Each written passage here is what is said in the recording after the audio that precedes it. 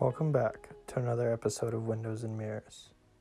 In today's episode, we have graduating senior Justin Leow talking about his experience at Cal, his time as the podcast producer for the channel, and his plans for the future. This is his story.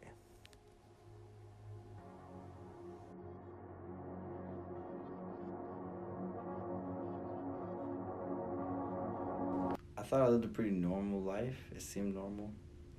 I just, hustled, went to school, played sports. More specifically though, I was pretty involved in my education.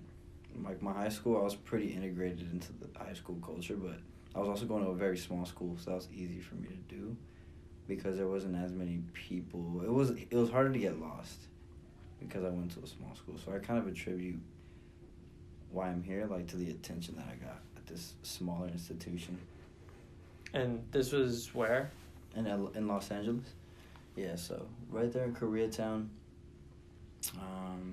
right next to my dad's house. The reason why I went there was because my dad suffers from agoraphobia, which is like this anxiety disorder that basically it's hard for him to get out and be out for a while. So that was actually one of the main reasons why I wanted to go to that school, was to just be closer to him, because I knew it would be hard for him to commute anywhere else. But still wanted him to be around and like go to my games and stuff because we were super into sports, and he was my coach for a super long time. So Oh, word? that was something we bonded over. Yeah, That's dope. basketball, baseball, soccer. He used to coach me and my siblings like at every season, every sport at this local park that he used to go to when he was younger.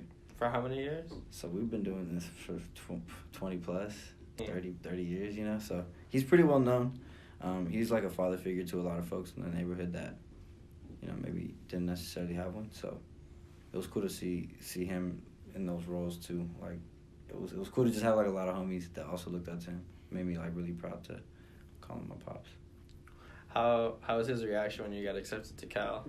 It's funny because he was the first person that I told. I tell people this story. It's kind of funny, but I found out I got into Cal when I was like in the bathroom. It was just because I was really nervous and I didn't want anybody else around me. So I think in hindsight, it was just because I wanted my privacy. And if I didn't get in, that I was in there crying by myself. And if I, did get in, I was in there like celebrating and not making people feel bad if like, because I know people do it with their friends and stuff, but I wasn't very interested in that. But I walked outside of the bathroom and I was just like, hey, Pops, like, yeah, like I got in. And I saw tears like swell up in his eyes, and that made me emotional. I was like, dope, like this is pretty cool, I was kind of like downplaying it, but he was super stoked, really excited. He knew that's kind of where I wanted to go. I didn't want to stay in LA, so in hindsight, it's like pretty cool to think about that moment, because that's really where it started, where I was like, okay, this is something I might be doing. How was your transition to Cal from Koreatown? Yeah. So, folks know, Koreatown's pretty close to downtown. There's a lot of stuff happening. There's a lot of stuff happening around that area. I wouldn't say it was a complete culture shock, but definitely learning to adapt to different people and different ideologies and different ways of looking at life, different attitudes, people with different prejudices. So there's a lot of that going on. I was comparing myself a lot to the people around me because I either didn't look like them or talk like them or could articulate myself like them. So that gave me some insecurities, but I think that was my hardest transition, was inside the classroom. Like I said, I don't know. It was hard for me to find my voice for a super long time because I just wasn't comfortable. I said I looked and I put myself in sometimes uncomfortable situations around people that I wasn't sure about, but spaces like EOP, my fraternity, different clubs on campus made me feel a part of something bigger than just myself, but also something smaller than the vast, this vast university. So I feel like just finding my home in these different niches on campus and really just testing things out. Sometimes I would just strike up conversations with people, either sitting on the glade or just other people that look like they could use a conversation. That also helped me feel more included into the culture of Berkeley and just being a student on campus.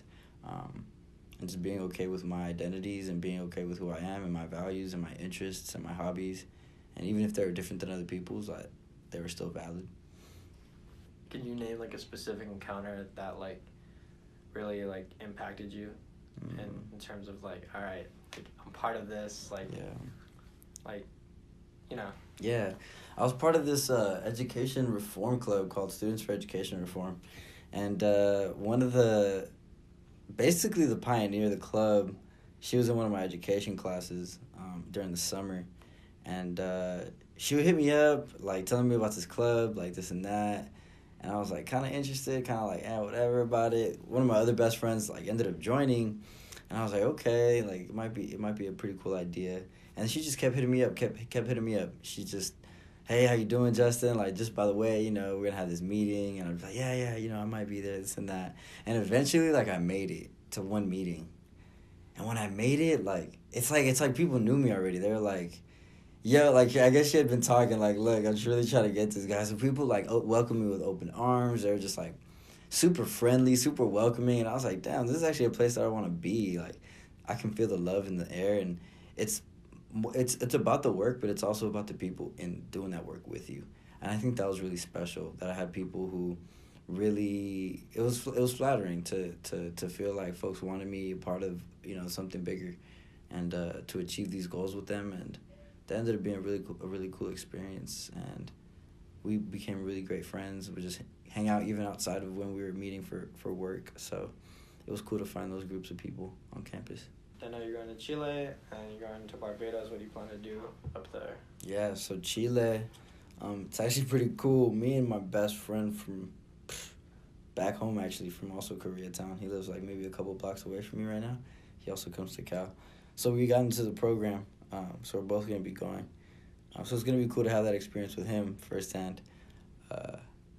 And secondly, just studying the political history of the country. And for me, more so, I'm interested in the social movements that have been going on there in Latin America. That's been a passion of mine, something I've been trying to learn about and how it relates to food. So I'm interested to see and try their food, try the food in the area, and just like breathe for once in a while. Just kind of take a breather, look up. Away from the books, away from the PowerPoint slides. Exactly. Speaking Spanish, kind of integrated myself into a culture where I'm going to be able to do that and hopefully come back and be able to just brushing up on those skills, so that when I'm interacting with folks who I want to impact, that I can speak to them, right, in a language that we hopefully are both comfortable with. And also my family, there's certain people in my family that only speak Spanish, so it's hard for me to hold conversations with those people. So for me, that means a lot to like not be in a space right now where I can actually learn those things the way that I want to. So finally getting this opportunity to do that is going to be pretty special to me. So for the people who don't know, like, you were the podcast host before me for Windows and Mirrors. Mm-hmm. How was that? Definitely made some great connections with folks. It was cool because there was something attached to this podcast that was also part of the website, and it was Read, Watch, Listen, and Engage. And that's where people were posting like conversations about like TED Talks or books that they've read or different articles. And so to go around also with these people that I interviewed for the podcast, to get their take on like what conversations need to be had through these medias. And so I've been grateful for every piece of the journey. Also, I think just making space and being part of a program that's making space for students to kind of just take some time like away from all the hoopla that's going on, and just come into a room like this and just share a piece of their story and feel understood. It's a special thing that I feel doesn't happen enough. So to be part of that and to be part of this bigger thing is really special, and I'm appreciative of the opportunity, and for you to also have this opportunity to just share stories. And I think that's how people learn as well, is through the past and just hearing experiences from other people. So I'm glad to be part of it. This has been another episode of Windows and Mirrors. I'm your host, Gabriel Gonzalez, and thanks for listening.